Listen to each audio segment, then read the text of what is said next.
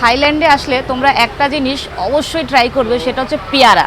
এখানকার পেয়ারাতে কোনো বীজ নেই, আর খেতে খুব টেস্টি, খুব টেস্ট।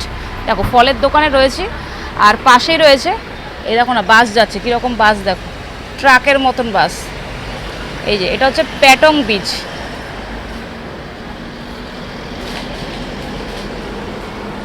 ও নিয়ে নি, এটা 60 ভাট, এটা নিয়ে নি। থাইল্যান্ড থেকে পেয়ারা।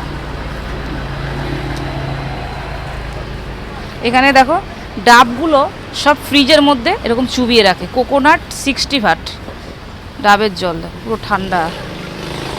এই যে কাট ফ্রুট দেখো, আনারস, এটাও কিন্তু পেয়ারা, এই যে কালারফুল।